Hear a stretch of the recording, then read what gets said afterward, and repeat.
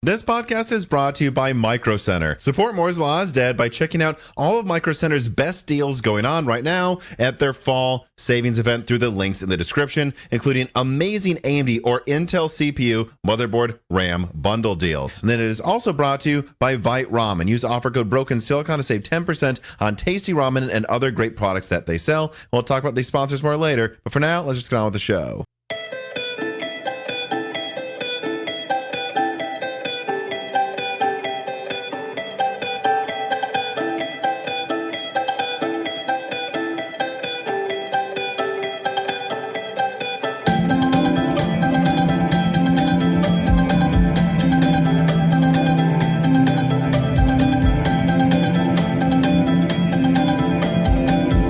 Welcome to Broken Silicon, a gaming hardware podcast. I am your host, Oktoberfest Tom, because I went to the Oktoberfest in Germantown and Nashville today because my friend has a wiener dog that he was racing yet again. Although you were there last year, would you say, and I'll introduce you in a second, would you say, Dan, now that you're introduced, that our friend Drew, that his dog really raced at the Dachshund like wiener dog race they do once a year in Germantown and Nashville? Would you say his dog really competed?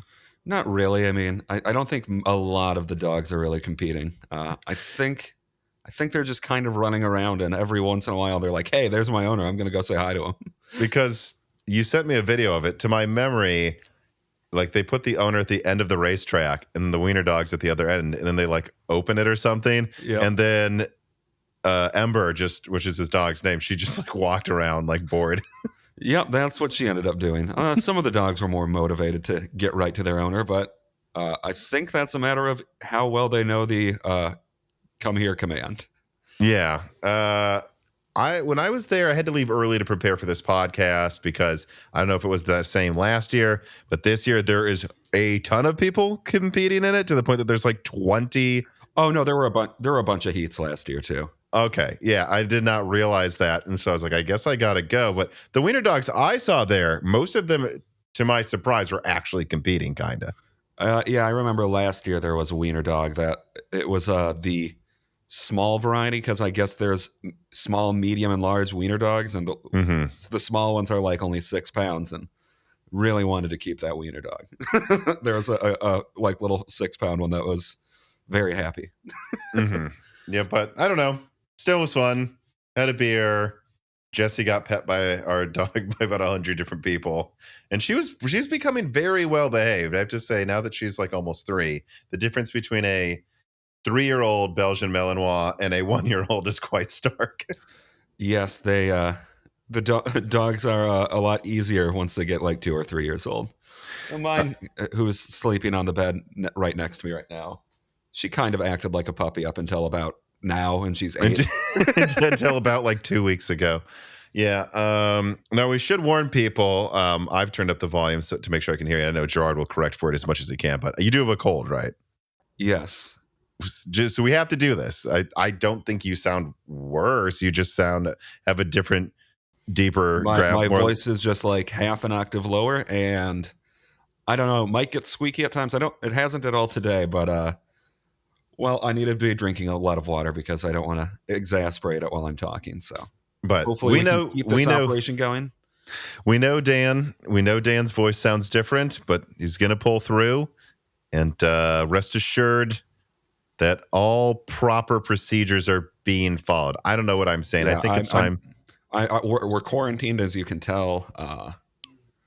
We're actually quarantined every episode. Yeah, well, yes. Well, normally I cough into a jar and send it to you after every podcast, and just to make sure. Be an American. Yeah, but this time I'm not going to do that. Although it's not COVID, so. So I mean, it seems silly to not do that. Yeah. It's not COVID, so maybe I should do it anyway. Maybe you should do it. Yeah. But speaking of things that we shouldn't do, let's move on to the mistakes we made with corrections.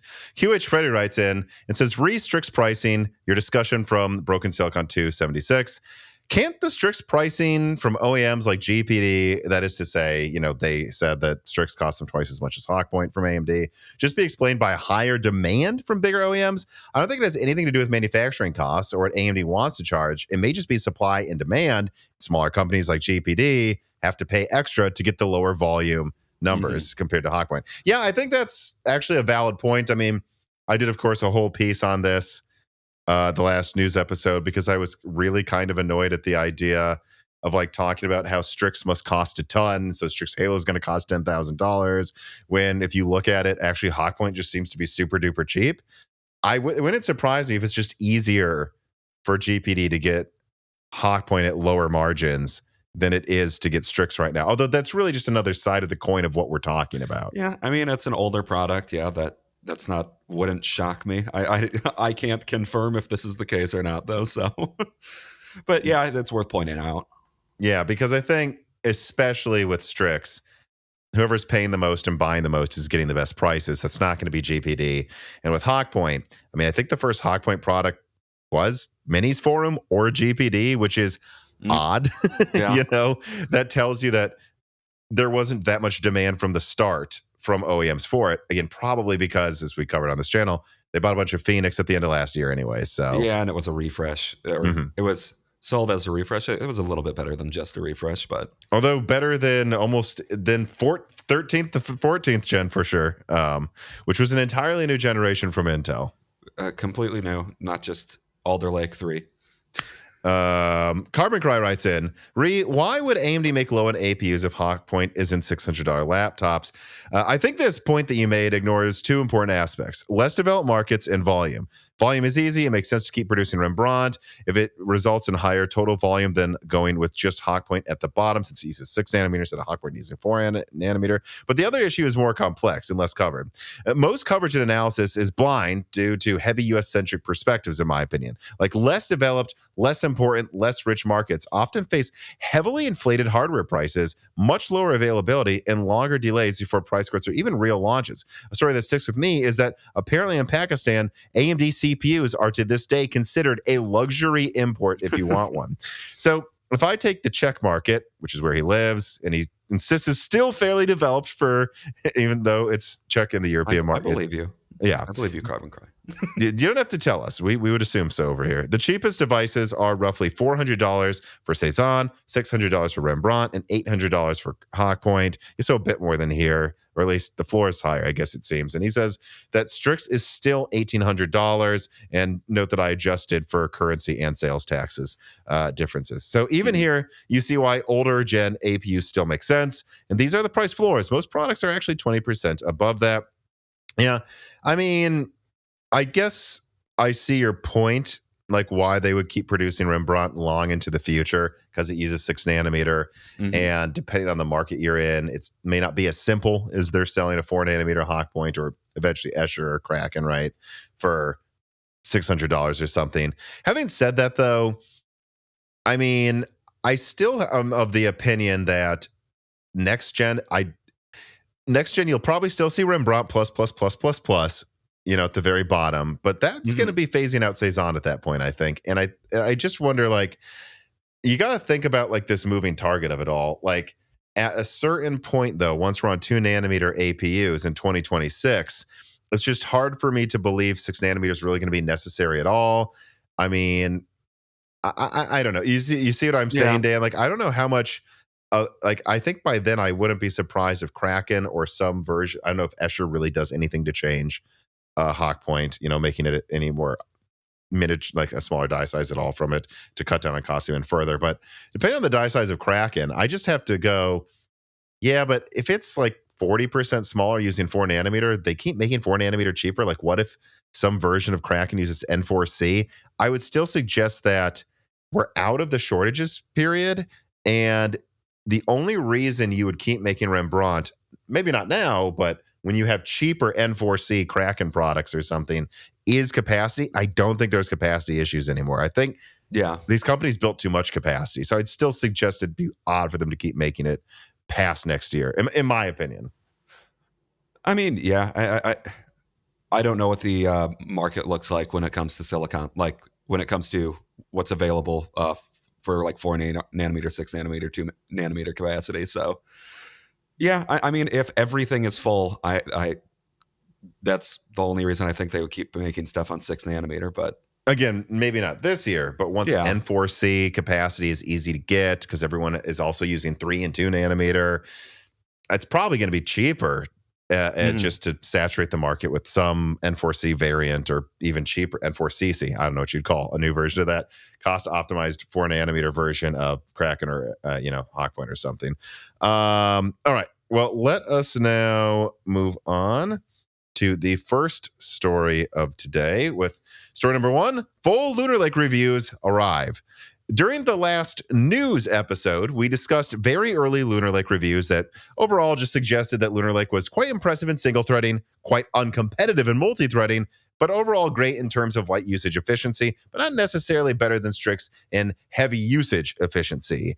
And now that more full reviews have arrived, they say, well, Notebook Check basically found the same conclusions that we covered 2 weeks ago when it comes to the CPU, disappointing multi-threading, impressive single threading, but the gaming performance did seem competitive with Strix, despite some horrible outliers still dragging down Intel's overall average. It kind of seems like, depending on the settings you choose, Lunar Lake should be on average faster, but then there's still going to be some games, even popular games that everyone plays, that will just be half the performance you would expect to this day, which makes the overall average about the same. However, interestingly, once you consider the price, people like Jared's Tech pointed out that Strix is much better value overall when you consider the expensive laptops the 3 nanometer 3D Stretch Lunar Lake is actually being put into. And so overall, this writer would conclude that indeed, Lunar Lake is significantly better than its forced to be direct predecessor, Meteor Lake. But if we were being honest, you cannot simply say this is a product that crushes STX or Strix overall. It is competitive in GPU when your game actually runs correctly, better in single threading, worse in multi-threading, and probably more efficient for most users who don't use it for work. But if you do use it for work, Strix is equal or better efficiency. So where were Lunar Lake to cost less than Strix, at least I personally would say it would be an easy recommendation for people looking for a GPU-less laptop that can do it all. But as long as it costs more than Strix, it's hard to see as a firm recommendation over the AMD competition. Yeah, I mean, I think like if this were going into like more $900 or $1,000 laptops, this would be really great. I think it's a pretty good low power, efficient APU, and I mean, I like Lunar Lake a decent amount. Like, I think for what it was trying to do, cutting out all of those cores is probably a good idea. It makes it more efficient, and it's a decent gaming GPU, or it has a decent gaming GPU. So I don't know. In the right product, I think it looks great. I don't think Strix and Lunar Lake are true competitors to each other. I think Lunar Lake is should be more a like ultra efficiency thin and light thing, or going into cheap laptops, and Strix to me is more mid-range to high-end ish. So I don't know. I just don't see them as perfect competitors, and I think if you're using it for work, Strix is obviously better. If you're using light workloads and you can get a cheap enough design, I think Lunar Lake is obviously the better option. Yeah, I don't know. I think they're both good. And Strix is, I don't know. It's that, at least as a product, I don't know how successful it will be as far as sales go, but at least it's Intel succeeding on a design that I've wanted to see them before I could gain any confidence in them again. Yeah. Yeah. And I mean, even though I'm sure there's a couple games that have trouble booting, I'm not seeing that much reporting on that with Lunar Lake compared to Meteor Lake. I think there were a couple that didn't boot, so it's still not where I want it to be, where every game boots, there's nothing to worry about. But it seems much more rare than it was with Meteor Lake, maybe even Meteor Lake to this day. And it seems like if there is an outlier, it's not that the game crashed, it's that it just loses to Hawkpoint instead of beating Strix or something. Yeah, and there's a few outliers usually for everything, like even in Jared's Tech.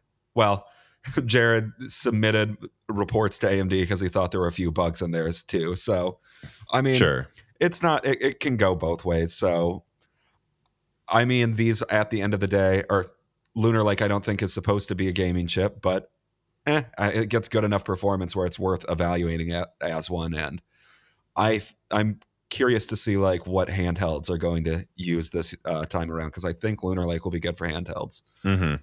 Yeah, and again, I just want that last thing I said in the write-up. It's hard for, it's really not a Strix competitor. It's just, it's a better alternative to, I think, how AMD's positioned Hawkpoint, which Hawkpoint actually has, especially in some packages, not that much worse efficiency than Strix, while being, 70% of the integrated graphics performance and being a lot cheaper. So I think Lunar Lake is like, oh no, the CPU, the single threading is better than Hawkpoint. Multi-threading is kind of close. The integrated graphics is way better. Modern AI engine.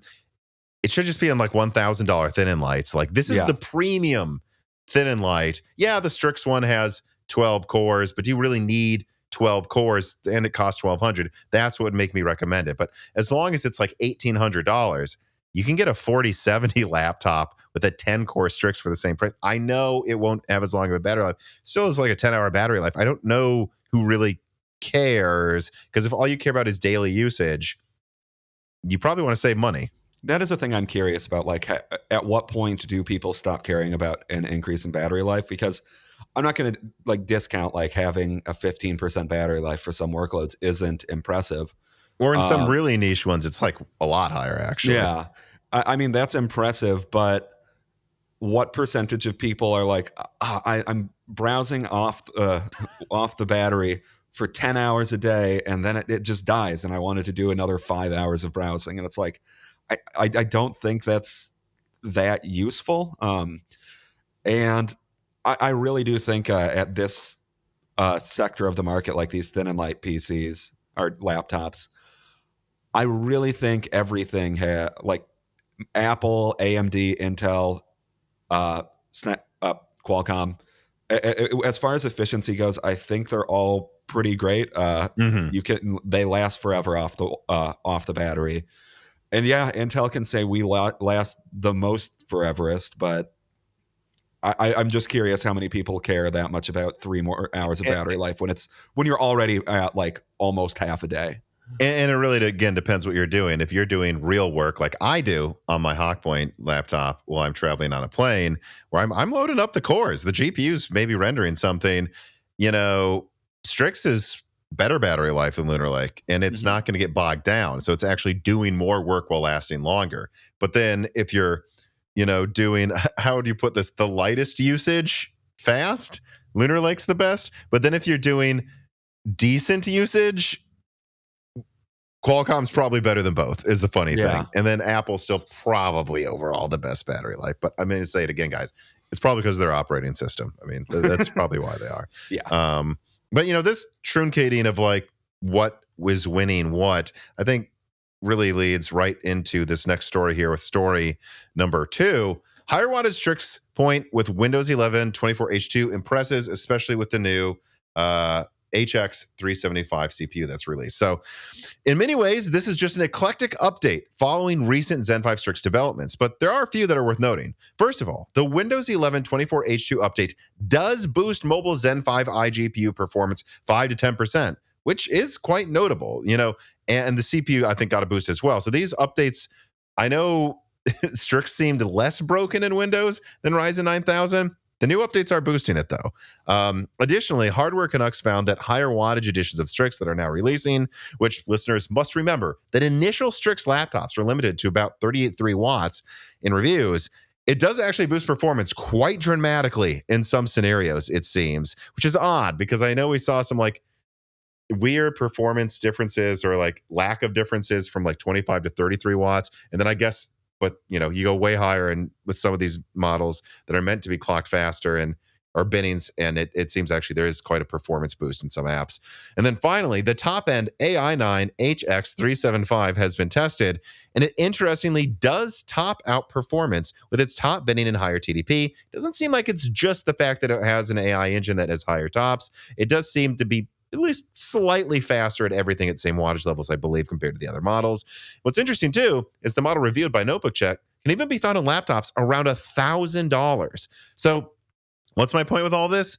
Well, once you consider the higher power models that bring higher performance, if you want that with Strix, higher binned models that get better performance at the same TDPs, and now Windows updates effects on the overall Strix picture, one must wonder if all this adds up to us needing new reviews and for Strix versus Lunar Lake yet again, because, well, it still seems like Lunar Lake wins efficiency handily against Strix in some scenarios. It's now starting to feel like Strix is just in a higher tier class of performance across the board, while costing less, but not while giving you a longer battery life. So I don't know. All these, I thought we'd combine. They could have been part of the wrap up, but I was taken aback by some of this, like the AI 9 HX375 HP laptop that's like 1,050 that they reviewed, topping all charts, where them saying it's just in a class of its own and it's also cheaper. I don't know. I continue to go. I just think Lunar Lake's a $1,000 CPU, a laptop chip, and Strix is slowly becoming this thing where it's like, oh no, you're getting desktop CPU performance in a package that doesn't cost any more than Lunar Lake. But yes, I guess it's 12 instead of 16 hours of battery life. Yeah, I mean, with all that in mind, the Strix can perform at like a lot of different tiers just depending on how it's clocked, which is why I hate that they just have 3 CPUs, because this is clearly 3. You can clearly bin these differently, and I think people need to be very wary, or not very wary, very aware of what their CPU is being clocked to when they buy it. Mm-hmm. But at the right clock speeds, like, yeah, the Strix really does seems to be able to compete at anywhere in the like $1,200 or $1,000, I guess, even to like $2,000 range. And it does limit, I think, where Lunar Lake can Exactly. can be. Because I don't know, sure, like you'll probably have, well, you'll have lower battery life, obviously, on a higher clocked CPU, but if you're getting that much more performance out of it and it's still lasting like 8 to 10 hours, and for most use cases, or 12 hours in a lot of use cases, it's just a new capability. It's fine. Yeah, you're just, yeah, exactly. It's just a new capability. Like, oh, I can clock it to, what were they clocking it at? Like 58 watts stably? I think in some of these, yeah. Yeah, that's just, okay, it's using almost twice as much energy. You can get a lot more performance out of that then, or twice as much energy as it was originally clocked to. It's just confusing to me why AMD, or why this always seems to happen with AMD, though. Like, every launch is muddled. I don't know. I mean, yeah, and like when I look at Cinebench here, like I'm seeing, I don't think people are appreciating this like enough. Like I'm seeing at least one test here in multi-threading let me just make sure I'm looking at the correct one. Yeah, Lunar Lake's getting like less than half the multi-threading score in some of these apps. Like once you have the full 375 running at 58 watts, this thing keeps scaling, and Lunar Lake does not scale past 30 watts, which again, for battery life, you wouldn't care.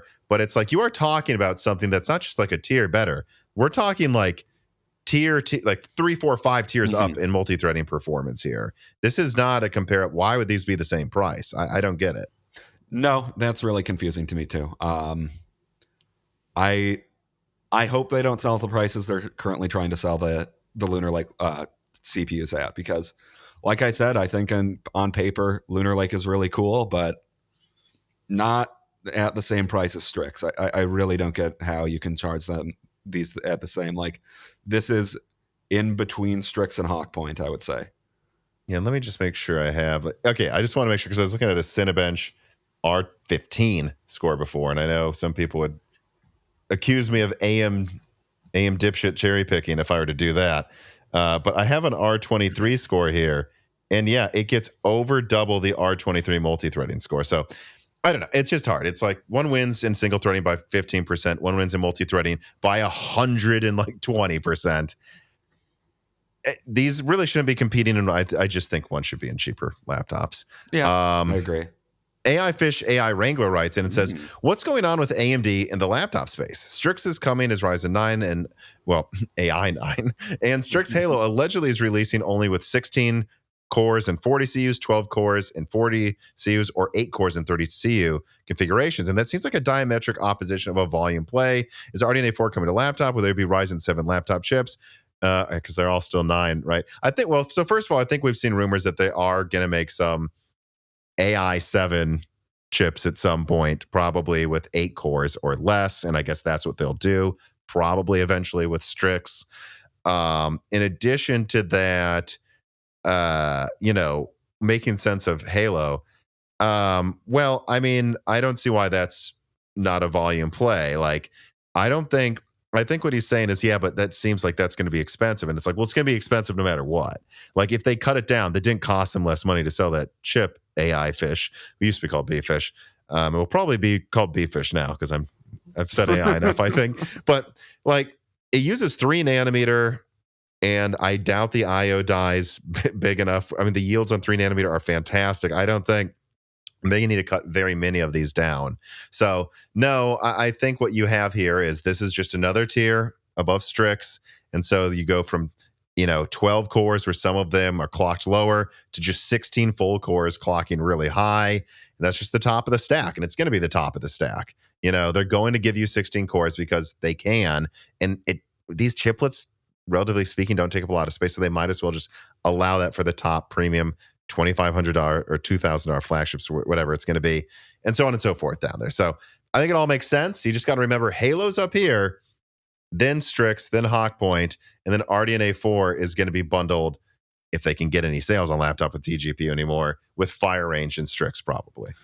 Yeah, I mean, I think if you just look at the full lineup, like you say, it all makes sense together. I think it would have looked a lot better if Strix Halo and Strix Point came out closer to each other, but I don't think that was the initial plan, was to have Strix Halo come out so much later. No, it wasn't. They had issues, yeah. But yeah, I mean, I don't know, for that one chip, I don't know what else other configurations you would want out of it, like a high core count, low, more cut down iGPU. I guess there's that, but that's really all I could imagine. And I don't know. I think those 3 SKUs look pretty good. And I kind of like how the 8 core configuration has 32 compute units, because that means that's the volume play one, by the way. That could be just advertised as a gaming laptop pretty well. Oh yeah, and I mean, especially I think at the minimum they're including with Halo is 32 gigabytes of RAM, so that's perfect. That's going to give you more than enough VRAM. You'll be competing with 8 gigabyte 4070 laptops when this thing can now use 12 or 16 gigabytes if you want it to. And I could see that going in. I guess we'll see, right? Because the CPU would probably be about a Hawkpoint price for those 2 chiplets, but then you've got this 3 nanometer effectively GPU that's also the IO die coming with it. And so, that's probably still going to be in like $1,800 laptops, the 8 plus 32, but it's 8 full Zen 5 cores. If they put Vcache on that, that'd be a killer thing. And I know it's only 32 compute units, but it's 32 3 nanometer RDNA 3.5 compute units. So that's better than a 7600. So, I mean, you're looking at like 4070, 4060 plus performance, probably laptop performance, but it has more VRAM. And if that were to be the same price as a 4070 laptop, I would choose that. So if your question is, where's the volume play? Well, at the $1,500 to $2,000 mark for Halo, it's that 8 plus 32 configuration. Mm-hmm. If that is what they're going to do, which I believe that rumor doesn't seem crazy to me. And then anything below that, look, they're just going to bundle Hawkpoint and Strix with like 4060s for $1,000. Like, that's the volume play. Yeah. Halo uses 3 nanometer. It's going to cost more. Yeah. I mean, yeah. All right. Let us now move on to story number 3. Ryzen 7 9800 X3D confirmed to be launching 2024, but the 9950X and 9900 X3D seemingly isn't. So this was a big leak that I put out, I believe, over a week ago. I received access to marketing material that AMD is distributing right now. I was told by sources that, this is the type of thing you send out when this thing's launching, probably within a month, certainly not more than 2 months from now. And it is for the 9800 X3D. It confirms the same amount of L3 cache, I believe, as the 7800 X3D. It confirms that it will have higher clocks.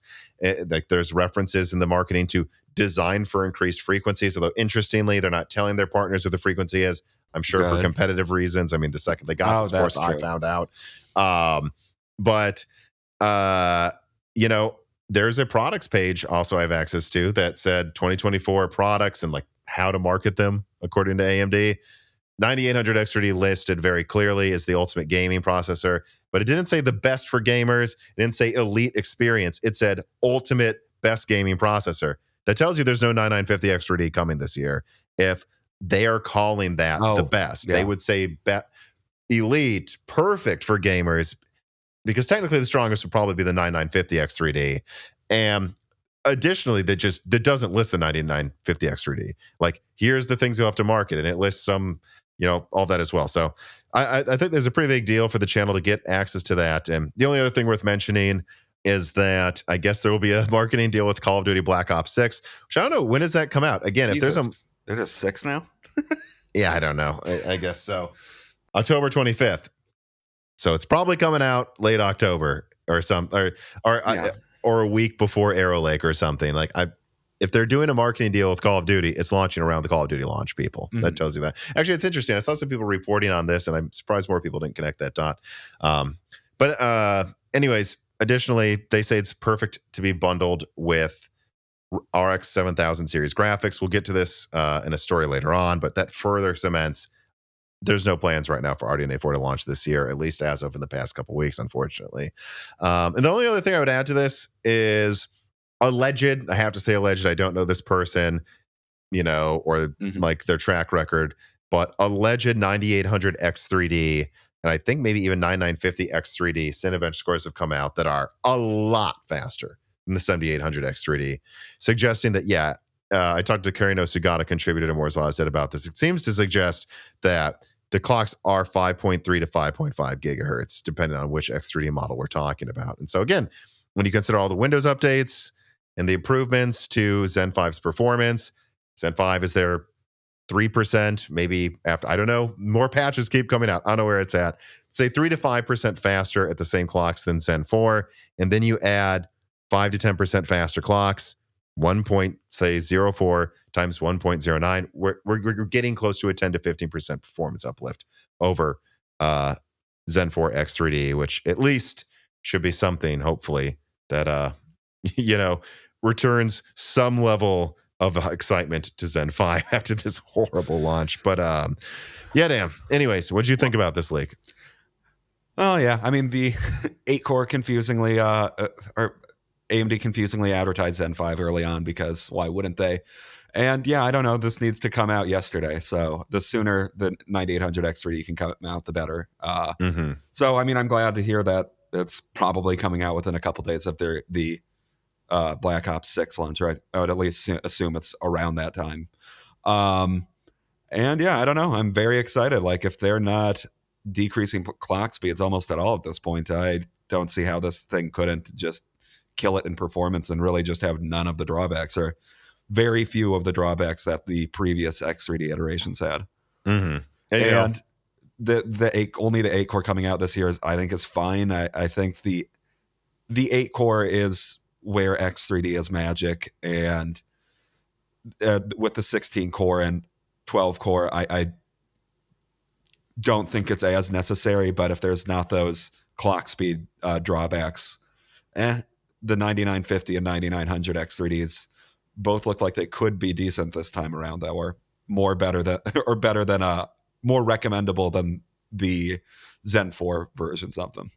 Yeah, and I would say, again, I don't really care about the 9950 X3D unless it has Vcache on both chips to really maximize its efficiency and cut down on outliers and bad performance. It should, and I continue to think the 9900 X3D should not exist. It is a pointless product. The fact that you can see the 7900 from last gen, the 7900 X3D often selling on the street for the same price as the 7800 X3D should be the biggest wake-up call to AMD ever. No one wants a 12-core where only half of them have Vcache. And frankly, I don't really see why you want both of them either. If you have the money for that, probably have the money for the 7950 X3D. It just doesn't make sense in your lineup. But again, all evidence is there will be a 9900 X3D. Hopefully they change their mind, but that's the evidence. I mean, I think if both CCDs have, or CCXs have Vcache, it's less dumb than the 7900 X3D. But like, where does this go in the lineup then? Like, it's like going to cost the same as the 16 core.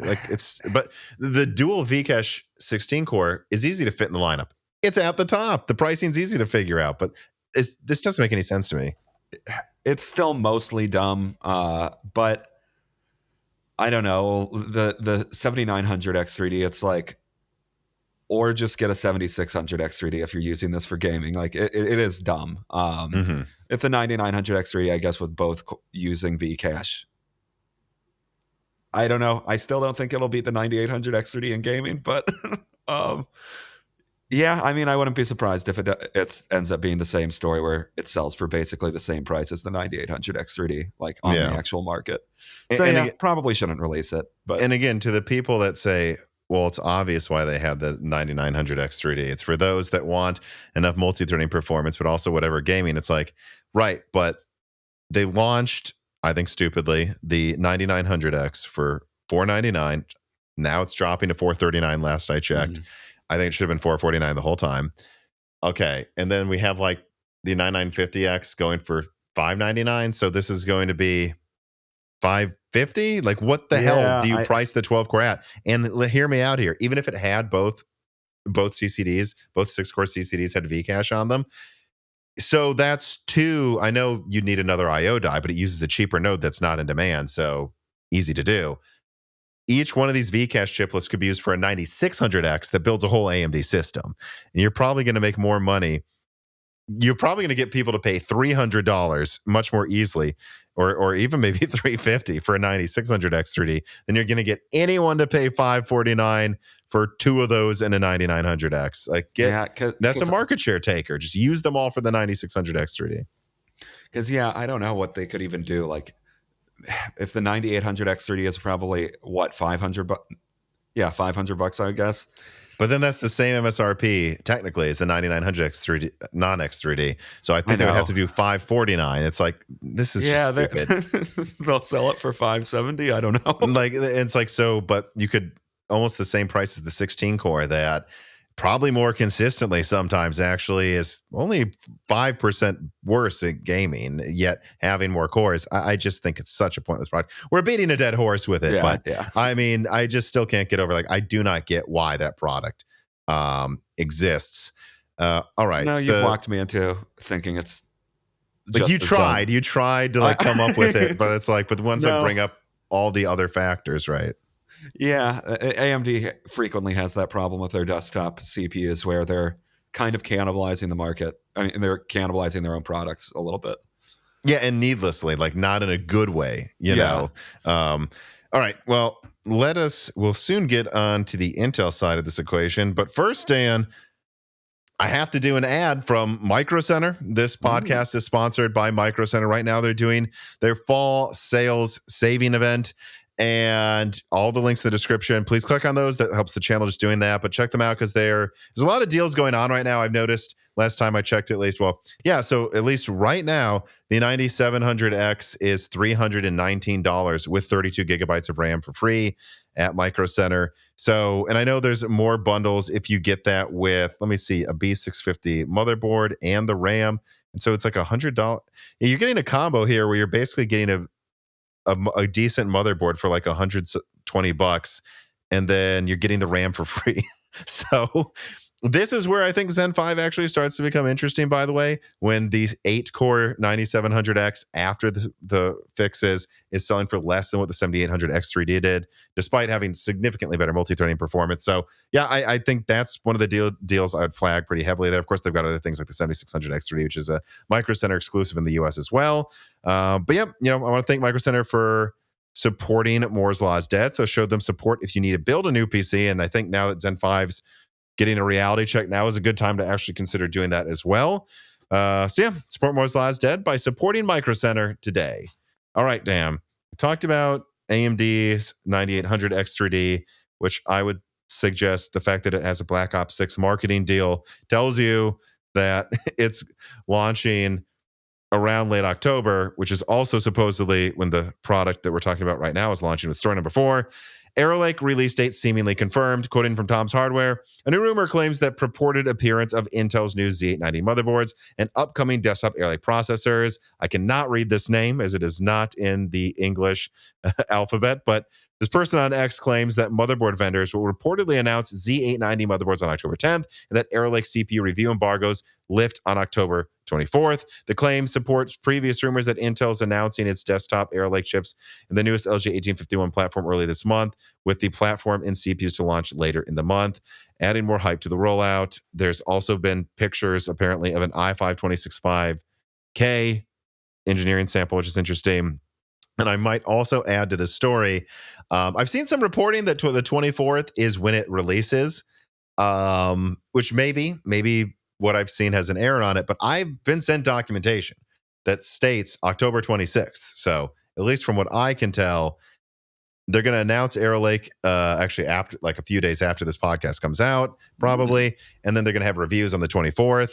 And then by the end of the month, we will get the actual retail availability of these processors. Interestingly, I'll also add, actually, I didn't write this down, but documentation I saw suggested that the motherboards may arrive in like a week from now.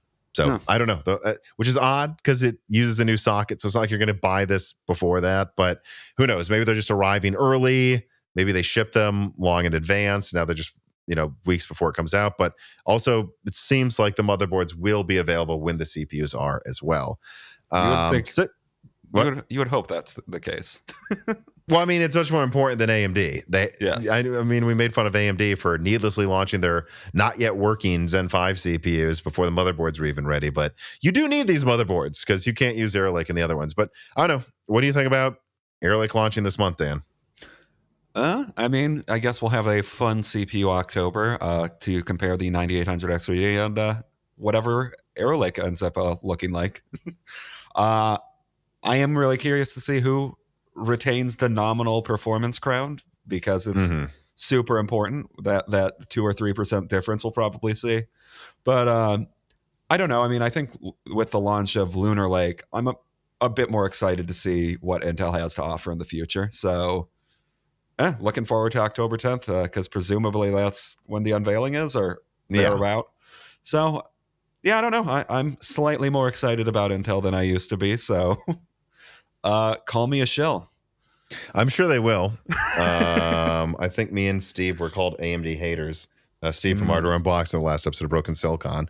So maybe now we'll be Intel shills, then go back to being called AMD fanboys. I don't know. We'll be AMD fanboys when the 9950 X3D comes out, Tom. Yeah, or a 9800 X3D. I will say all-time favorite accusation of a fanboy to this day is being called a secret Nvidia fanboy that hides that I'm a fanboy to get clicks from AMD people. Favorite accusation of all time because the 3D chess going on and you guys, Tom, touch some. That's when you got touch grass. I mean, Tom, you telling people to get RDNA 4 made it theoretically minusculely more likely to get a 4090. I mean, on the margins, Tom. I mean, it just all points to, again, the idea of a secret fanboy. Wow, we're just getting to galaxy brain levels of being concerned about who's biased. I mean, it's just amazing. But yeah, so I mean, I think, we kind of knew all of this. These stories actually came out too long before we recorded this. This is one of the stories that just barely made the cut, I believe, of being in this cycle of what we cover in the news. So I don't want to tread on any ground that people probably discussed to death already. But I think the most interesting thing here is seeing, again, 9800 X3D is getting a marketing deal with Black Ops, which comes out at the end of October, right next to the Arrow Lake reviews, apparently. I think it's entirely plausible that AMD is going to have 9800 X3D reviews the week Arrow Lake comes out. Well, yeah, that's definitely the goal. You would hope so, yeah. Well, hopefully the 9800 X3D doesn't have any stupid teething issues like the initial Zen 5 CPUs, but if it doesn't, I mean, yeah, I could see the 9800 X3D easily deflating the wind out of Intel sales. Yeah, and I don't think I have a link here, but I know after there's been more updates again to mitigate the Intel instability, also known as CPU slowly killing itself issue that Intel has with Raptor Lake and Raptor Lake Refresh. And I saw some reports that now it's actually lowered single digits again, like not just 1 or 2%. It might be a 5% drop in performance. And I think it's going to be really interesting to see reviews because a lot's happened. A lot of updates to Zen 5. Even some of those Windows updates have boosted Intel performance a little, but then all these mitigations hurting Intel's performance. And I really wonder if people are going to be shocked at how Arrow Lake versus Zen 5, and especially Zen 5 X3D looks like. And even Zen 4, because Zen 4 has gotten boosts as well. I think we're going to find that a lot of reviewers were doing updates when they could, but then they waited to redo testing with every CPU in the past 5 years until finally the dust had settled. And the picture of what might be the better value might be very different than what it was just a month ago. Yeah, I mean, October is definitely a very different picture, or the end of October, a very different picture of the CPU market than what we had earlier on this year. Like, there's there's no way around it. Like, Intel could potentially be in a somewhat less tenuous position, although I think people will still be rightfully skeptical about them. And AMD should be hopefully past their bullshit that they had with the Zen 5 launch by November. Mm-hmm. And, I continue to hear pretty good things about Arrow Lake, but when you consider that most averages I see put the 7800X 3D 5 to 10% faster than the 14900K, and then you're going to add another maybe 10% on top of that, it's hard for me to see how Arrow Lake's going to win gaming here. Yeah. But who knows? QH Freddy writes in and says, does it matter much more compared to previous Intel products that LGA 1851 could be a single generation platform? Yeah, I saw there were rumors. I've talked about it before, I think with Steve, and I don't know if we did possibly on a recent episode, me and you, Dan, but like there's rumors that they may have canceled Arrow Lake Refresh after canceling the 8+32 because they're like, do we really want to do a full new generation that just changes the AI engine? And if that were to happen, that would suggest that 1851 may have Arrow Lake and nothing else. But anyways, QH Freddy continues, I feel like when Intel is giving you less than 20% upgrades on most of their platforms, you so rarely are going to benefit from upgrading on the platform. Anyways, so really Intel platforms might as well be single gen platforms already. I mean, yeah, but I have to say, I mean, there was a world where the plan was 8+16 Arrow Lake to 8+32 Arrow Lake. And then I heard Nova Lake was 50-50 if it would come to 1851. Were that to be the situation, that's not pointless. You're getting like a 30% multi-threading boost between two gens at least. And then you're going to move. And remember, Skymont's way better than Gracemont was. So it's like actually might be more than a 30%, might be a 50% multi-threading boost. And then you move over to Nova Lake and that presumably be a 20% better product. No, you could have gotten to a situation where you could get like doubling of performance between Arrow Lake 1.0 and Nova Lake. So I think that argument only makes sense if everything is falling apart, which it might be right now. That's what it kind of seems like. But I don't think it would have been pointless were that like Nova Lake and Arrow Lake Refresh were to be on 1851, right? Yeah, I mean, or if Meteor Lake was Meteor Lake to Arrow Lake Refresh or something. Yeah, that would have been fine. I mean, I hope Intel isn't falling apart to the extent that they are, but I mean, to the extent that it looks like they might be. But I mean, if it's an 1851 as a single gen platform, it's because, like you said, Intel's not going to be a company in 6 years. Well, I wouldn't make it that big of a deal, but it certainly means that they are having issues with, or they just don't think it's worth launching anything else on it because it wouldn't be an uplift, right? Yeah, that's just really bad though if those projects are continuing to fail, because I would be a little worried if Arrow Lake really smacks it out of the park with, and then nothing comes out for 2 years, and then it's just an even worse version of the aftermath of Alder Lake. Yeah. Like, what if there wasn't Raptor Lake? That's an interesting thought. Like, yeah, like what if Arrow Lake is an Alder Lake situation, but then there's no Raptor Lake, and you need a new platform for the next product? Well, Zen 6 is just sitting there on AM5. That could be pretty bad. Yeah. Another thing I want to bring up too, though, QH Freddy, is I actually think it's you could argue it's a much bigger issue if LGA 1851 is a single generation platform than it would have been if LGA 1700 was. Because think of it this way. Alder Lake comes out and it's just better than Zen 3. And if you're an Intel person, it's wildly better than Rocket Lake. So that wasn't a small uplift. That was like, Alder Lake's the one to get. On top of that, LGA 1700 added PCIe 5.0 support, a much more robust, set of IO. So it was like, they didn't need Raptor Lake. Like, if you were in late 2021 or early 2022 looking to build a high-end system, Alder Lake was the high-end system, unless 5800X 3D for gaming, sure, but you know what I mean. Like, Yeah. and it was the system with PCI 5.0 support for future proofing. It was the one with all of these new features like DDR5 and so I would argue you wouldn't need Raptor Lake. You'd go, well, Alder Lake's the best and has the best platform, so I'm going to get a new platform. It's worth it. The problem I have with 1851 is it's not getting a new PCIe. I think it finally adds like CPU PCIe support for an NVMe that's 5.0. Finally, I still don't believe they support that, even though AMD has now for 2 generations. So it's like if you're looking at this, you're like, well, how is this really an uplift really to 1700 and certainly not really much better than AM5? And now there's just one generation on it. This isn't like Alder Lake where everything was better and you got this if you wanted the best. It's pretty equivalent platform to AM5. And if I get this is the only CPU I can put in it. I should maybe just skip Arrow Lake so I can get on the next platform that will be supported for multiple generations. That's why I think get Zen 5.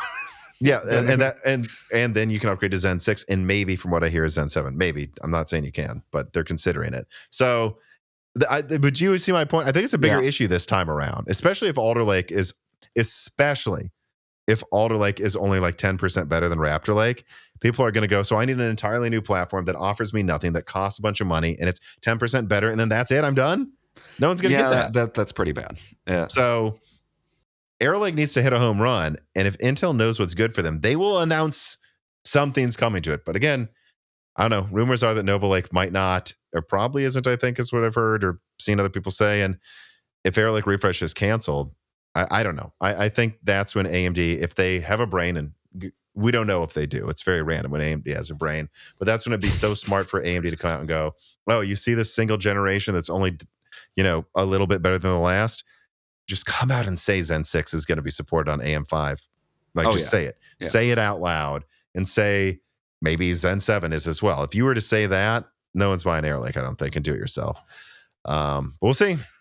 All right. Now let us move on here to story number 5. RDNA 4 delayed to 2025 due to Navi 31 oversupply.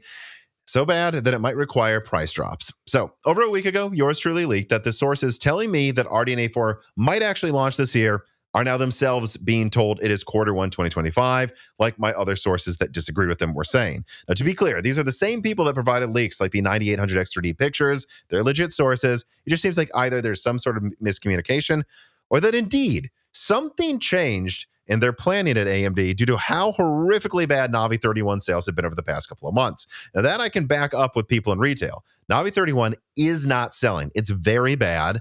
And right before recording this episode, I was sent this quote here from one of my best sources. I want to read this. This person told me, by the way, I was recently told that AMD is finally considering dropping RDNA 3 prices officially.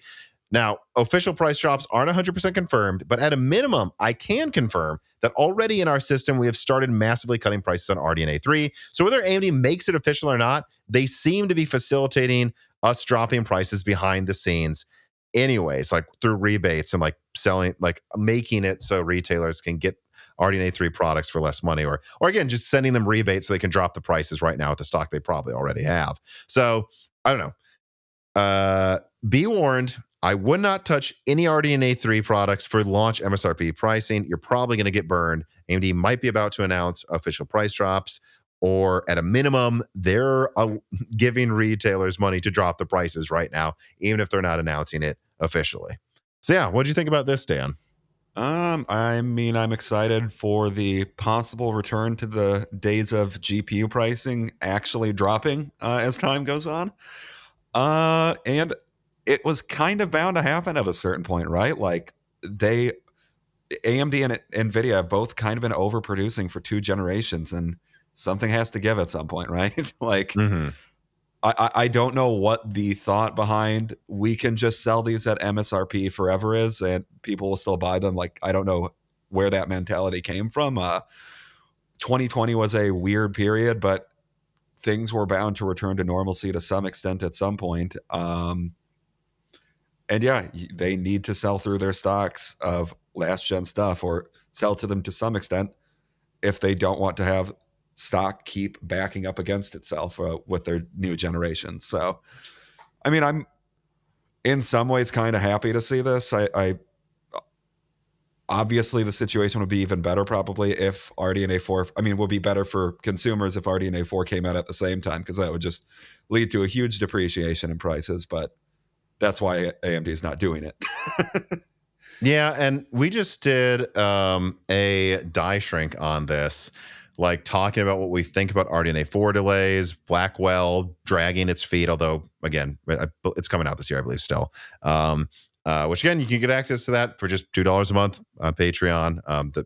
We have hundreds of die shrinks. One just came out like this one, if you want to hear our full thoughts on it. But I think something that I said in it that needs to be stated is, like, again, here for everyone, is this idea of like why it made sense to do these official price drops and the bizarreness we're seeing where everyone's trying to be Apple or Nvidia, or to a lesser extent, I even think now PlayStation, where they refuse to drop prices through a generation and just try to argue everything is just premium, extra premium, and premium are your tiers, like, or elite, premium, and ultra premium are the three tiers. We don't sell it, and that's why we don't drop prices, because you would see this like near the end of, I don't know if Maxwell, but like near the end of like Kepler and like GCN generations, they would just do official price drops. They'd say, yeah, now these 7870s official prices, and I don't know what it started at. I want to say 350. I know now it's 300 or 250. And because we've officially stated that, reviewers know what to say in reviews. They're not going to do this weird thing where, yes, technically you can get it for this cheap, but they're going to say, oh, but on average it's more than that. They're going to say the lower price. It's going to get you better reviews and better stuff and comparisons. And you're going to not basically pray that your stuff sells out before the next gen. It's going to sell out. No one will feel burned. And then you can launch the next generation sooner. And your last gen that sold for a lower price, it might have just got you some market share.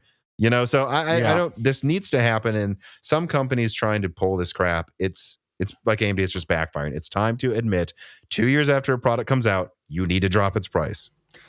Yeah, the mentality that you can't just really doesn't make sense to me either. Like, what's motivating someone? Like, the 7900 XTX wasn't good enough at $1,000 for me a year and a half ago, but sure, now I'll get it. Like, I don't really get the mentality. Like, at a certain point, if you want to sell through your stock, you need to get more people interested in it. And the way you do that is you drop prices.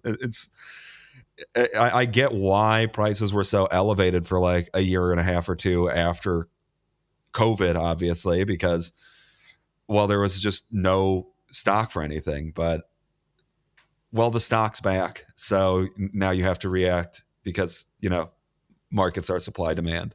And demand is satiated. No one wants these things. And again, I think I've heard this so consistently from all retail sources and all supply chain sources I talk to. Like, high-end GPU sales are just collapsing. Like, the 7800 XT is selling fine. People are buying, 4060 Ti, 16 gigabytes, and some 4060s and stuff. Like, the low-end stuff that's also discounted now is selling pretty well. But no one's touching Navi 31 at all. And for the most part, NVIDIA is suffering. And guys, it's just because I think people know these products are 2 years old.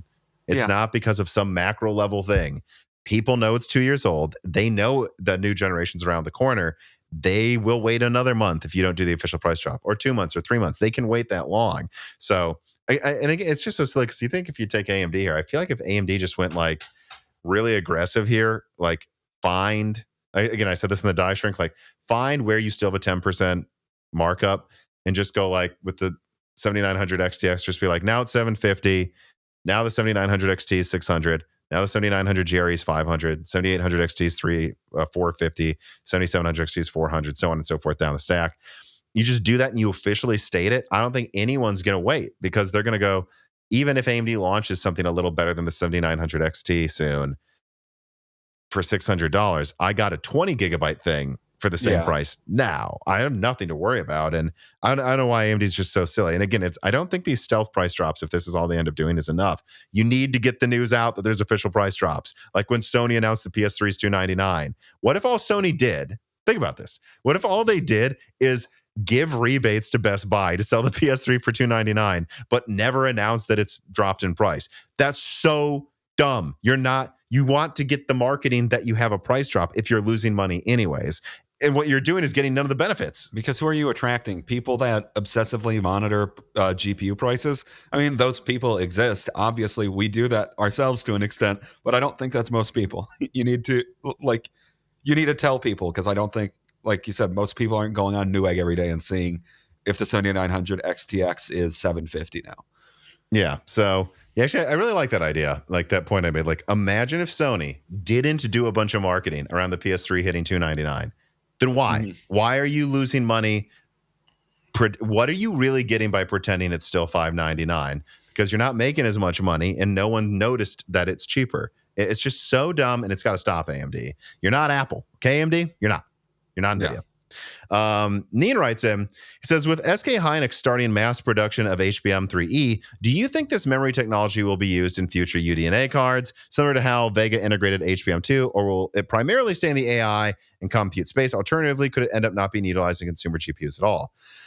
We'll see, but that is funny. The only reason, for being honest, that Vega had HBM for gamers is because they put HBM on it for professional market. Yeah. So we keep making fun of HBM never coming to gaming GPUs again. I'd still guess what they would do with UDNA is, people can look it up, what Nvidia did with Pascal. They had a HBM version of the Titan that they'd never made a gaming card of, and it was its own die with an HBM controller. My guess is that is what AMD will do with UDNA. But it is funny to consider. I don't know. What if they did have the top card use HBM again, or have both a GDDR and an HBM controller so they could do either one if they wanted to. Like, they cut it down 20% and then only use GDDR7. I could see that happening. I will say this, though. The only cards they're giving HBM is going to be that top one, and they're not going to, it's going to cost like a 90 class. And I do just imagine, as long as if the AI bubble doesn't pop, hasn't popped by the time we're to UDNA, which who knows, that's 4 years down the road.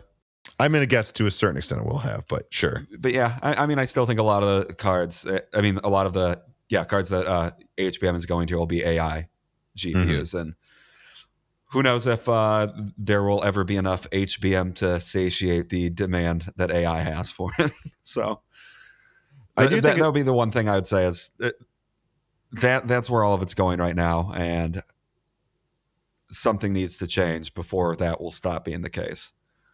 I will also say this. I think we've talked a lot about how UDNA is exciting because merging, AI/compute/data center architecture into your gaming architecture means that you no longer have to decide if it's worth making the top card for gamers, because you're going to make the top card for the AI market. And so if it games well, you'll also bring it to gamers. Yeah. That's exciting about UDNA.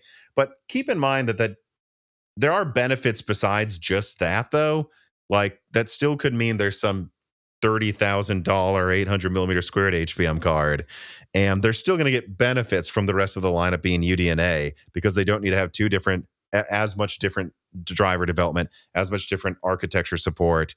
They're still going to be able to dual use a lot of these products a lot more. Mm-hmm. Like, that still might mean no HBM for gamers, though, because they're probably only going to use it on the very, very top products anyways. So I just would keep that in mind.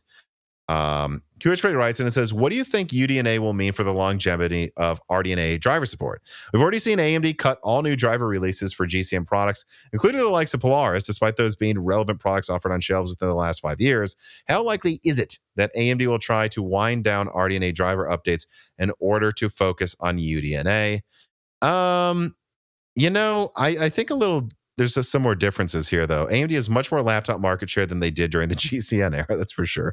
And because of that, all of those APUs, they have RDNA 1, 2, 3, 3.5, eventually probably RDNA 5. I think they might skip RDNA 4 I think RDNA 3.5 is custom meant for APUs. And what will use those, and does right now, Steam Deck, RG Alloy. Probably the Steam Deck 2 is going to use RDNA 5 or RDNA 3.5. And I just can't see AMD cutting driver support super quickly if you have those products out there. It's a little different than GCN.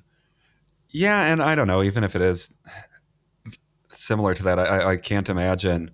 Like, I would imagine RDNA 3 at least is going to be getting support for multiple years after UDNA comes out, and UDNA is still 4 years away probably. Yeah, I mean, like, when was that? No, not 4. Yeah, 4 years, right? and Polaris driver. Yeah, so I don't think they've entirely cut it. They just have less releases meant to specifically optimize Polaris and Vega is what I'm reading here. Could be entirely wrong. Maybe I'm missing something. I think this is from 2023. So, but they still work. And so if that was then, you just keep in mind, like the 480 came out in 2016, man, and they supported that for many years. Let's say UDNA comes out in 26. I would still expect 5 years of RDNA driver support after that. Yeah. I think, I would. So, and they did more than that. I guess they did at least that for Polaris as well, from what I'm seeing. AI Movable Chief writes in and says, with Navi 31 retail price drops now well underway, do you see the eventual bottomed out pricing of Navi 31 becoming a reasonable indicator of how RDNA 4 will be priced at launch? In other words, do you see it matching your RDNA 4 price estimate of $500 to $600? Let me see. Those are pretty solidly becoming $650 now. I don't know. I don't really see it as affecting it at all because, again, I think the pricing we're seeing Navi 31 and everything below it drop to is still going to be in line with RDNA 4. So I see no reason to change my $500 to $600 target. No, I mean, I'll be disappointed, but I don't know. There's been no new information, right? And if the 7900 XT drops to 550, I think his question is, would that mean they have to charge 500 for the 8800 XT? Not unless it doesn't perform well. I still don't think it changes anything. Yeah, unless it really disappoints when it comes to ray tracing or FSR support or whatever, I don't know why they would need to. Mm-hmm. Now that it's warming up outside, Jessie couldn't be happier to be jumping around every day in the warmer weather. And it's good for me too. Running around with her, teaching her tricks, that's good for my health as well, not just hers. But all of this gallivanting, well, it takes up time and it pressures me to make my lunches quicker to get moving faster with Jessie every weekend afternoon. And usually quick means less healthy. Well, unless you know about Vite Ramen. This piece of content is brought to you by Vite Ramen. Vite Ramen is a healthy, tasty, and shelf-stable food crafted by an American startup that offers a ton of options for eating healthy, like their classic packages that make it easy to add protein and other ingredients of your choice, and then also their Ramen Go packages that offer a healthy microwavable option for those who truly only have a 15-minute lunch break away from home. And I do need to take a second also to remind everyone that they don't just make ramen. They also have Nano Boost Vitality Powder that I honestly think blows away the health powder competition. I literally drink this any night a broken silicon is recorded extra late instead of coffee. And they also have a collection of silverware and accessories that are always high quality. Like the Goofy Girl DM Nakiri knife, I tried it out. It is insanely sharp. It is probably the nicest knife this household owns. So not just the ramen, although the ramen's great. Everything else on there is high quality, and that's why I've been working with Vite Ramen for so long. I actually like their products, all of their products, a lot. I've never tried something they made that wasn't good, so check them out. And remember that even just clicking on the link in the description helps the channel a ton, and buying some of the special packs through that link helps you save money and support the channel even more. So support Moore's Law Z by checking out Vite Ramen today. Ronigan writes in, seeing how Radeon wants to focus on fewer chips with RDNA 4, would it make sense for them to re-release a die-shrunk Navi 33 as the 8500 XT? If they could launch such a card at $159, that might get them lots of positive reviews for serving a long-abandoned market segment. I just think they'll keep selling the 7600, especially because it uses 6 nanometer, in case they ever actually needed that. Because I think Navi 44 is expected to be certainly below 200 millimeters squared. Wouldn't surprise me if it was like 180, 150 at that tiny of a die. At that point, the RAM difference makes the overall cost of the card not much more than the 7600. So I think they can make what they need from the Navi 44, and anything smaller, I don't see the cost benefit of launching it. You know what I mean? Yeah. And I think AMD needs to get away from the rebranding name. So, and I don't really get what the benefit of rebranding the 7600 as an 8000 series. Or I guess he technically said die shrinking it, but yeah. I would say if you're going to do that at a certain point, shouldn't you just also make it use RDNA 3.5? I mean, it should probably just be a new product then at that point. This isn't a console. All right, let's see here. All right, let us now move on to story number 6. All right, RTX 5090 24GB laptop leaked. All right, so up until now, there's been reports that Nvidia may launch 24GB variants of GB203, the die that's meant to be used for the RTX 5080, the successor to AD103, despite having a 2 in front of it now. I think that there could definitely be a 24GB version of the 5080 desktop that comes out after the 16GB version. I have concrete, proof now of what's going on with the laptop version of GB203, which should be called the RTX 5090. And I'm just going to quote the source that I had in the video I recently put out. Person told me that they're now conducting validation of a top laptop GB203 configuration that has a die size of around 377 millimeters squared. To my memory, that's 2 millimeters squared smaller than the 4080's die. And it has 24 gigabytes of GDDR7 over a 256-bit bus. What's interesting, this person told me, is they have seen no mention or warning of some 16 gigabyte variant of this SM configuration, suggesting that, this is it for the 5090. If there is a 16 gigabyte version in laptops for GB203, my suggestion will be that it will be much more cut down and called the RTX 5080 laptop edition. And also, though, the 5090 24 gigabyte is targeting late quarter 1 or early quarter 2. I heard before that it was targeting early quarter 1, and I think the rumor, or not rumor, but what I was told is that it probably had 16 gigabytes. Now I'm hearing a quarter later, 24 gigabytes. They're waiting for the 3 gigabyte modules to launch a 24 gigabyte version of the 5090 because I think they think 16 gigabytes just wouldn't be enough. I would agree. Also, separate sources have told me that the professional laptop Blackwell chips come out in the middle of next year, or at least quarter 2. Lines up with this. They're probably waiting for the higher capacity GDDR7. So there you go. The 5090 24 gigabyte is GB203 with extra RAM, launching after the desktop version, because the desktop version will be using 16 gigabytes. What do you think about this, Dan? You mean the desktop version of GB203? Right? Of GB203, yeah. I know. It's confusing because of how NVIDIA names their laptops now. I think they kind of needed to. I think the 5090 laptop would look stupid if it still had 16 gigabytes of RAM. We need to expand to 24 gigabytes to laptop now. That is the next big territory. Mm-hmm. But yeah, I don't know. I'm never going to buy this, but glad they're not being completely stingy on their RAM. I kind of wish more of their SKUs started having more RAM, but I guess 24 to 16 gigabytes isn't terrible. Or 24 to 16 gigabytes on their next lower SKU isn't bad. Yeah, and I think the next interesting thing you might discuss after me confirming this info is, what does this mean for the rest of the lineup? And I've already hinted at what I think, but I would guess, tell me if you think I'm wrong. My guess is 5090 24 gigabyte, then they're going to cut it down by like 30% or something, or 20% at least. Could it be a different die too, right? Or the next die down, I believe, is 192-bit. So if they're giving the 5090 laptop 24 gigabytes, I'm going to suggest they're going to use the same die for the 5080 laptop for 16 gigabytes. And then the 5070 might use the 192-bit die this time and actually have 12 gigabytes. And then my suspicion is actually what you're going to see is, because it has to wait to come out, it's going to be in quarter 1 that we see the 5080 16 gigabyte laptop edition, the 12 gigabyte 5070 laptop edition, and the, I'm still guessing, 8 gigabyte 5060 laptop edition.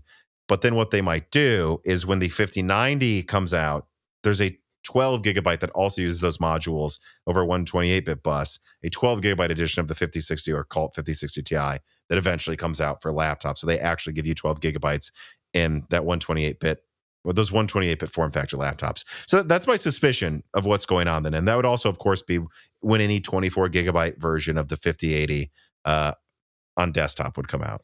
I mean, yeah, that's better than what we've had in the past. I would still prefer if there weren't any 8 gigabyte models at this point, but I guess it is laptop, and that laptop always lags behind desktop a bit. So that seems fine to me. I mean, I think the new intermediate RAM is potentially really going to be beneficial, especially on the Nvidia side, who is always stingy with RAM. So them being able to go for anywhere from 8, like on a 256-bit bus, be able to do what?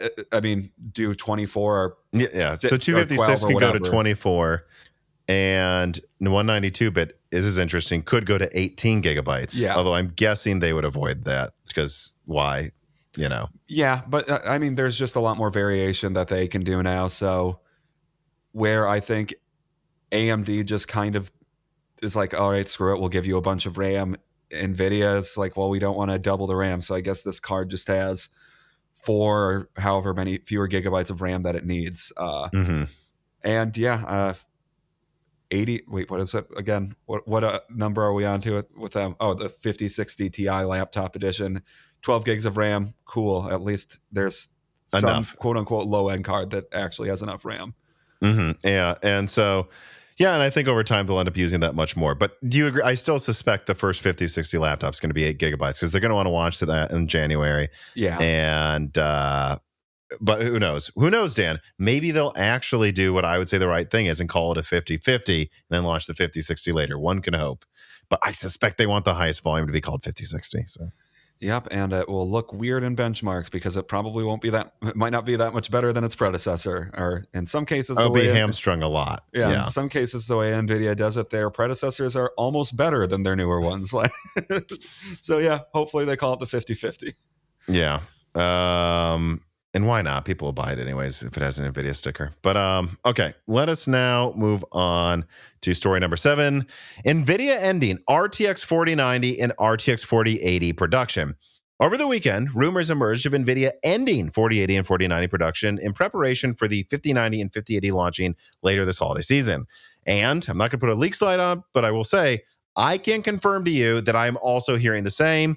People in retail and in distribution emailed me over the weekend. Yeah, they are cutting or ending really the 4080 and the 4090. I'm told only a couple more shipments of 8102 are coming for the gaming versions of 8102. Don't know about professional. And then after that's done, it's going to be Blackwell. So yeah, I think Blackwell launches probably November, maybe end of October if they announce it in a week or something. I've heard that there's a chance they could. And they're already in preparation cutting 40 and 4090 production. So I would not be trying to buy these at all. Like, and again, oh yeah, this is the part of the part of the cycle of PC hardware where it's just like, I don't know, just don't buy anything for desktops right now if you can avoid it, unless it's super cheap, because then you can. But like now, wait for it. Although we'll see what the pricing is. But even who knows? Even if the 5080 is like $1,200, it's going to be at least, I think 20-30% faster than the 4080 while having better ray tracing and all these other new features as well. So I don't know. I mean, I guess when I put it that way, if it was a $900 4080 Super, that actually doesn't sound like the dumbest thing to get, but I certainly wouldn't be paying more than MSRP. I'm a little worried though about what they'll charge for the 5080 because there's just a part of me that worries they're going to be like, it's $1,300 or $1,400, but it's as strong as the 4090, and then they're going to launch the 24 gigabyte version for $1,600 and say, yeah, it's the same price as the 4090, but it's better. See, I don't know. I'm a little worried that's going to happen, but we'll see. Nvidia. I never know how insane Nvidia is going to get with their running away with prices. I hope they don't go insane and the 5080 is only $1,200 or something, but who knows what they'll try to do at this point. Well, let's continue this discussion with the first story and the wrap up. These are, of course, the stories that I don't think deserve a full discussion, but at least deserve a mention. I saw rumors circulating that the 5090, actually, I think there's a rumor that it might be 2 slots, yet 600 watts with 32 gigabytes of RAM. The funny thing is I would go, I could believe they could make a 2-slot cooler work at 600 watts, especially because it's probably almost never actually hitting 600 watts. But yeah, I don't have much to add about this. The only thing I'd say is if it's 32 gigabytes, I think they're charging $2,500. Don't you, Dan? I could see a world where they charge $2,500. Yeah. I mean, aren't you? I hope I'm wrong, everybody. What I hope happens: 5080, 16 gigabyte, 1,000, 24 gigabyte, 1,200, $1,700, 5090, 32 gigabyte. But is anyone here listening thinking that's what they're going to do? I don't know. I think they're going to try to figure out some way to say the 5090 is 4 times stronger than the 4090 or Yeah. something, and say it's $2,000 at least. I think they're going to say, hey, the 4090 was 1,600, usually sold for 1,000. Usually sold for 2,000. Yeah. And this has 50% more RAM. It's 50% faster, or maybe more, who knows. And because of that, it's 2,500. That was usually 2,000. It's only 2,500. It's got 50% more RAM. And then if you want a 24 gigabyte card, much like AMD discovered, 250 is the perfect price for 5080 performance forever. We've discovered the perfect price for 4090 performance is 1,600, and that's why we have given gamers choice with the 5080 24 gigabyte at 1,600. I kind of think that's what they're going to do. So we'll see. But when I look at these specs, I think it's going to be a very impressive card in terms of performance, and I really think they're going to charge for that. I really do. All right. Also, this definitely is worth a mention here. AMD de facto makes the 9700 and 9600X 105 watts with an update. I don't have much to say. It's officially covered under warranty, and motherboard makers are probably going to have it running at that TDP by default now. I don't want to beat the dead horse, but why? Why was this not just like that when it launched, AMD? There are some, I saw a couple reviews where when you combine the latest patches, AGISA updates, and 105 TDP, the 9700X is like a lot faster than it was a month ago. Why, AMD? Why did you do that? I couldn't tell you, but I don't know. Maybe they're listening to this podcast or something. I know some of them are. I don't know if the marketing people are enough. Watts. I'm wait, joking. did we make AMD do that? I think we did it, Tom. If that was true, no one at Intel Arc is listening. All right. Also here, there was the first PlayStation Spectral Super Resolution, or PISR test, of The Last of Us Part 2, I believe at Digital Foundry, which, I don't know, did you watch this video? Yeah, I looked through it. I didn't watch it in full. I didn't have time to, but I don't know. It looks good. It looks good. I mean, the only criticisms I would have of that Digital Foundry video is they kept talking about how the PS5 Pro was running the fidelity mode, the full 4K 30 mode at 60 frames. And I was like, why aren't you unlocking the frame rate? What does it run at unlocked, especially with PSSR? Because I play The Last of Us Part 2 in fidelity mode. I know that sounds crazy. It's like the only game I do on PlayStation, and that's because with VRR, it's usually running at around 60 frames a second. Like, it's almost always above 50. It must at some point drop to 30 somewhere. Otherwise, I don't know why they would limit it to that. But I don't know I've ever seen it. And I can pull it up with my OLED TV and see the frame rate. It's almost always at 60 frames, and even in hard to run areas, it's usually around 50, which in a slower moving game isn't an issue for me at all. I like the full 4K. So you add PSSR, you add a GPU that's at least 50% faster. I know what they said, but I'm saying 50 from what I've seen in actual benchmarks with devs. I just go, I don't know. I wouldn't be surprised with VRR. This on paper, shouldn't this be able to now run at least 90 or 100 frames a second? I don't know. Yeah, maybe. And also, I thought the PSSR looked closer to DLSS in the stills than they seem to be saying. But again, I don't know. You'd have to see it in motion. They said it was clearly better than FSR, but they're not sure if it's as good as DLSS, which, I don't think it would be as good as DLSS 3.7. But it wouldn't surprise me if it's closer to 3.5 than people think, besides ray tracing, probably. On the PlayStation front, also, PlayStation 5 Pro is still in stock in the US for pre-order. So I don't know. Good sign. Looks like that Gambit might have failed, or I'm at least hoping it did. Yeah, I don't know. I'd have to check if it's still in stock in Europe. I think Gerard said it was in Spain last time I asked him. Again, I don't know. I don't know if what's going on is they just have a ton of it available and they're doing a good job of preventing scalpers. Like, I think I saw they added a new rule, like you have to have used PSN for 30 days to pre-order it, which, hello? I mean, the same thing with like the 4090. Couldn't you just have like a valid Nvidia account before, and you had to pre-order it directly? There's all these checks, so I don't know if that's what's going on, but at a minimum, this tells you it isn't lighting the world on fire. I guess we'll see what happens when there's reviews, because I do expect the performance to surprise people. And then Nintendo killed another emulator. So Nintendo is really going authoritarian on these people trying to emulate their console so that you can play it on anything that isn't a Maxwell GPU. I mean, I guess I get why they're really going for it because, well, they're the only company that's making that has hardware that's so weak that it's super easy to run on a lot of stuff. So I guess I get why they're going for it, but I don't know. Maybe just put out that Switch too. Yeah, and like let any of your games be played anywhere else. Or that. Millipede Squad writes in and says, "Good day, Tom. This is more speculation on my part, but with Nintendo's recent DMCA takedowns, shuttering of major Switch emulators, and now fully owning the code that runs Yuzu, this all seems like a deliberate push to close out anything that could disrupt future Switch 2 sales ahead of its launch. The reason I say Switch 2 and not Switch 1 is I believe the OS Nintendo is currently building, or is fully built already probably for the Switch 2, is an iteration of what they've already done for the Switch, which could mean any exploits to dump ISOs, run custom firmware, or just get away with Nintendo's closed guard when on an emulator would hurt Switch 2 sales. The only major problem I'd seen Nintendo facing is the big ISO dump and Switch emulator cartridge. Is my theory somewhat sound, or am I just blowing smoke?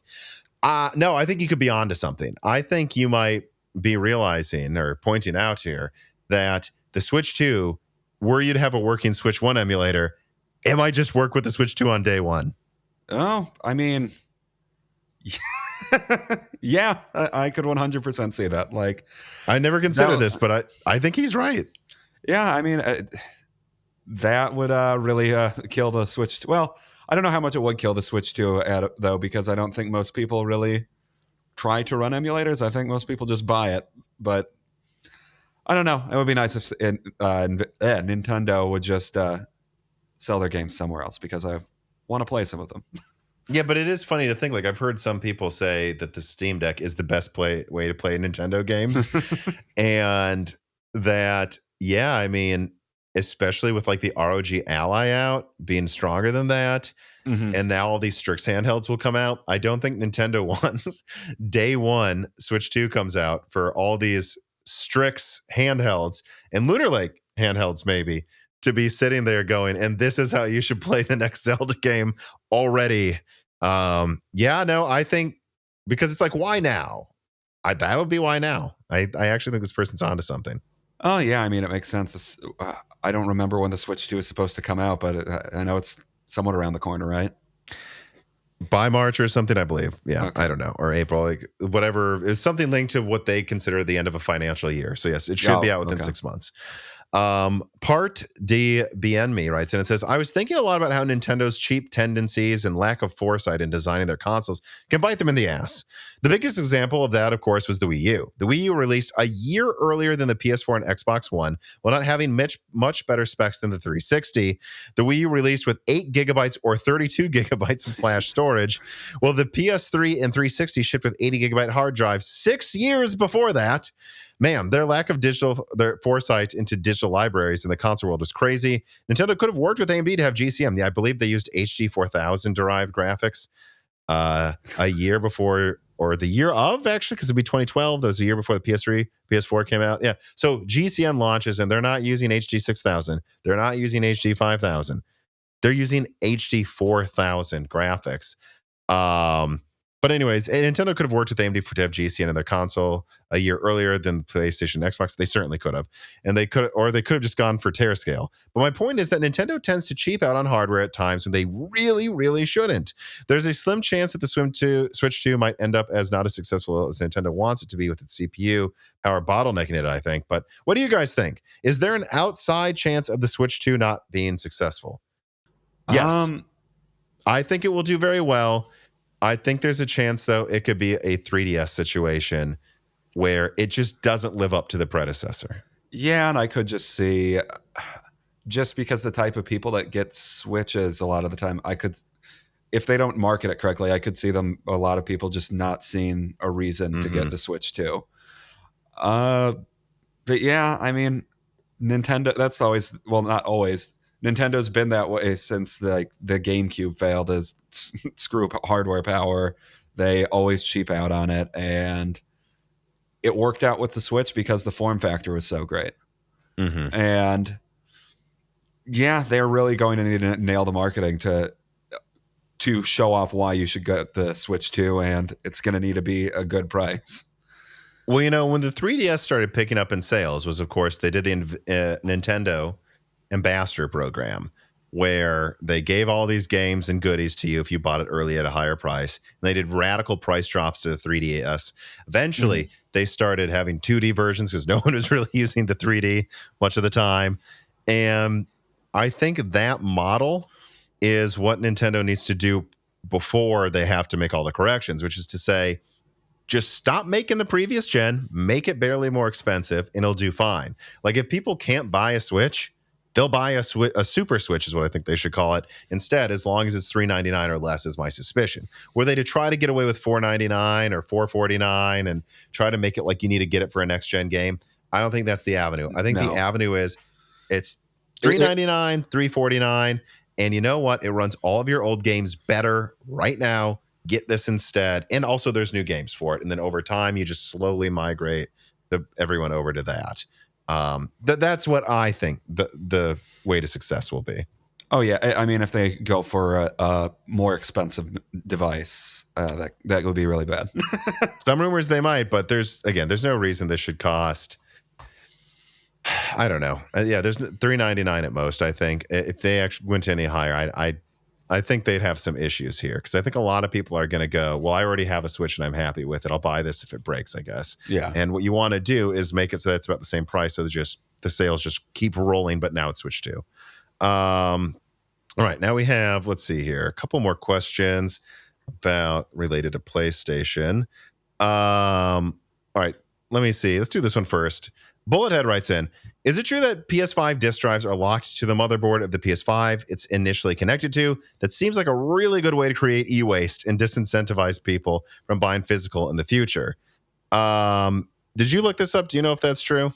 I mean, I looked around a little bit. I couldn't find anything about it, so I don't know if this is just speculation or like online speculation or what.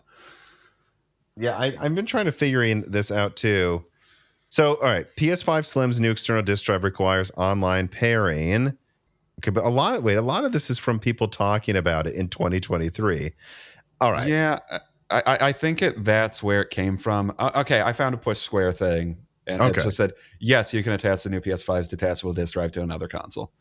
Okay, so the answer I don't know what the no. requirement for why it requires you to be online. I have a suspicion. What? I think it might be related to Blu-ray copyright. Oh. Like, my guess is that, and again, I'm sure there will be corrections soon that say that I'm an idiot because we didn't look this up more ahead of time or something. But my suspicion is they have to pair it to it immediately because I used to have a Blu-ray drive in my first desktops that I used, if you remember, because we had this old Dell that my parents had with a Blu-ray drive in it so that I could use it because and we weren't sure what was going to happen back then. And I was doing like AutoCAD stuff for engineering classes. And it's like, well, maybe they'll use this. That never happened. Physical went away.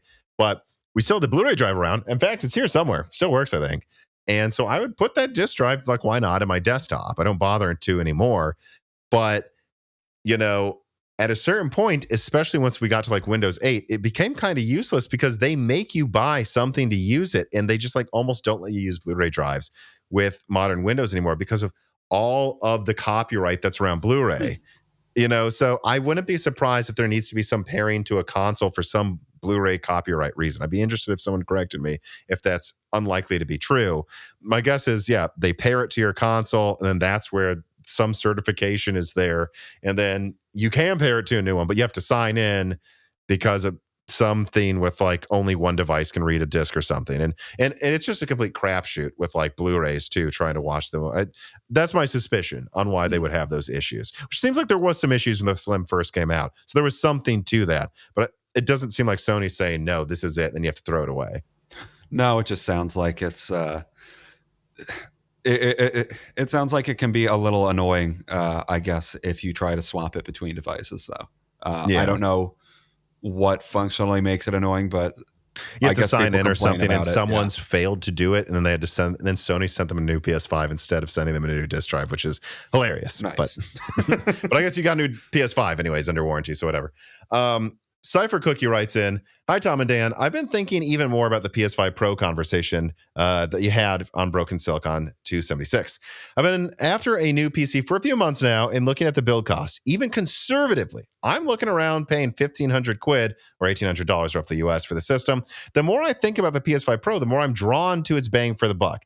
120 FPS at 4K is a no-brainer. Well, keep in mind, it's almost always going to be dynamic resolution if it is there. And there will be some games where it's not going to have a 120 hertz mode, because I have no doubt Zen 2 can do 60 frames and 99% of games without an issue. I do think some games are going to be limited below, like around 100 hertz or lower. But anyways, as I tend to play more of the new AAA titles on my console anyways, given the mention as to how it's going to sell out, I was dubious at first, but I'm really thinking Sony might have a killer of a console on its hands. Do you think it will start taking PC sales? Not really. Just from how cheap and good it might be. Also, why is nobody talking about how good the keyboard and mouse support on consoles are? Because people don't try it.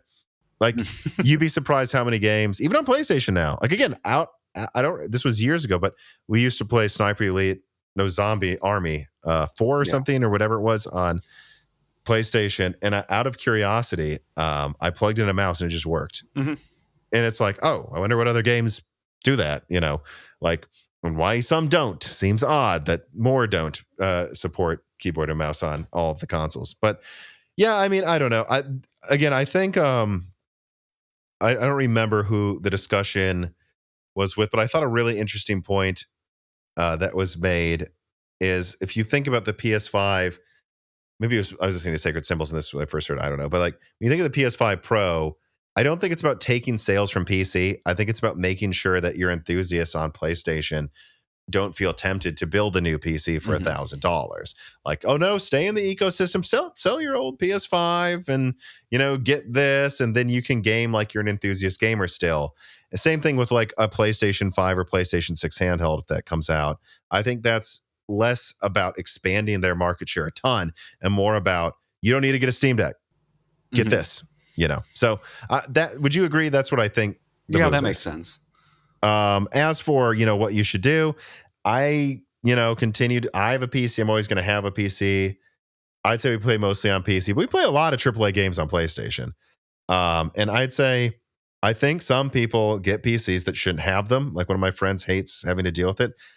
All the stuff you have to do, like drivers and stuff. I don't like it, but I use my PC for so many things that it's easily worth it to me. And I do like playing some of my games at ridiculously higher settings than console, and having the flexibility to choose. Even when I was using the 7600 system, right? That's something that's maybe a little weaker than the PS5. Sure, but I can choose to play at like 1440p, 1080p, 120 in Battlefield instead of 4K 60. I don't want to play at 4K 60. I want 120 hertz. It gives you the flexibility. That's what you're paying for. But if you play most of your AAA games on a console, whether it's Xbox or PlayStation, I don't think you should be scared to game on console with a lot of these. Sometimes you just want to press the on button. Yeah, especially if it's getting prohibitively expensive. Like, yeah. If you're never going to use your gaming PC for anything but gaming, unless you're rich, I don't think it's dumb to get a console. I never have. No. This is a gaming hardware podcast, Yeah, I mean, if you just want to have your gaming device be a console, go for it. I don't think that's a crazy thought at all. All right, final question here from QH Freddy. If hypothetically another company such as Nvidia or Qualcomm were to buy Intel outright and there were no antitrust or other issues to deal with, how much or less than Intel's current market cap do you think the buyer would have to pay? Well, short term, I know they've gotten some more funding by spinning off, or almost spinning off, making a subsidiary. They're manufacturing Intel Foundry Services. So daddy U.S. government's helping them right now. So I think if someone were to try to buy them, they'd have to pay extra. I think it's in the future, if all of their current endeavors fall apart, where they could maybe get them for cheap. I don't think they're getting them for cheap now. No, and I don't really know how that sale would work right now. I mean, if in a few years they're like hemorrhaging selling stuff off, maybe that you could get it for cheap, but I don't know. I don't know why you would be able to offer below market cap right now. Like, I don't think right now. In a year or two, I don't know. But, I haven't done the analysis to tell you exactly how much per share, less or more, they would pay. All right. Well, that is all of the questions and all of the stories for this episode. Let me think here. Yeah, I'm definitely falling asleep here at that weird mental fart I just did right there. But thank you for watching, everybody. Thank you for listening. Please remember to subscribe to the Moore's Law is Dead YouTube channel. It's been a fantastic couple of months here. Let's keep the good times going. Ring the bell button so you don't miss upcoming content. There's a lot to discuss over the next couple of months. I think, 2024 hasn't been as interesting for gaming hardware as I think we thought it would be. But all that means is if RDNA 4 doesn't come out this year, well, next year we'll talk about that. Next year we'll talk about the Switch 2. Next year we'll talk about that just means next year is going to be crazier than we thought. So you won't want to miss that. And then, like the video, share the video, and please consider supporting us on Patreon. Can't do this without our patrons. There's tons of exclusive content there. It's just $2 a month. That is the best way to show your support to the channels, to join the other over 1,000 people there that make sure we're keeping the lights on, even if something goes wrong with YouTube ad revenue or something goes wrong. Lots going wrong with that lately, despite record views. But I don't want to get into a rant about that. Even if something goes wrong, with sponsors, we're not beholden to them. We can continue to pay the bills because the big fans actually support us directly there. And otherwise, Dan, any final words? No, I don't think so, Tom. All right. Well, you made it this far. I'm glad your voice didn't collapse. And we thank you all for listening. So, thanks for watching. Thanks for listening, everybody. And have a good week. Bye. This podcast was brought to you by the YouTube channel and website Moore's Law is Dead. Moore's Law is Dead and Broken Silicon are trademarks of their creator, Tom. That guy is me, and I am indeed the creator, editor, writer, and showrunner of Moore's Law is Dead podcasts, videos, articles, and other media. However, it's not just me. Moore's Law is Dead is a team, with Broken Silicon co-hosted by my brother Dan, audio editing by Gerard Cortez, renders being done by the industrial designer Jean-Philippe Clermont, and special assistance is also provided by Carmen Cry and Carrie Nosugada as well. Find all of our information at www.mooreslawsdead.com on the About/Support page. In the event you do want to hire me for consulting work, hire Gerard for audio work, hire Jean-Philippe for industrial design work, or you're interested in working with Carbon Cry or Carrie Nosugada as well. You can also find our long-term sponsors on that page if you want to show them some love for putting food on our tables. Or you can also mail us some love. You can send letters or hardware donations to the following address: Moore's Law is Dead, P.O. Box 60632 in Nashville, Tennessee, zip code 37206. Although, to be honest, the best way to show Moore's Law is Dead some love is to support us on Patreon. Patrons are what makes Moore's Law is Dead content truly possible. Every month, and really every day, depending on who you're talking about, me, Gerard, Dan, and Jean-Philippe are working tirelessly to provide a steady stream of content that we could not keep doing unless we knew the work was possible without being reliant on sponsors dictating every little thing we put out. Don't get us wrong. We love our sponsors, but we love directly working for you, our fans, much more. If you have any extra money, even a couple free dollars a month, consider supporting us directly on Patreon. Those couple of monthly dollars will get you access to the exclusive podcast Die Shrink, voting on subjects of future podcast episodes, the ability to ask guest questions, and of course, access to the Moore's Law is Dead Discord full of like-minded people who I am sure would love to meet you. I am one of them. Additionally, higher tiers get access to early, ad-free episodes of Broken Silicon,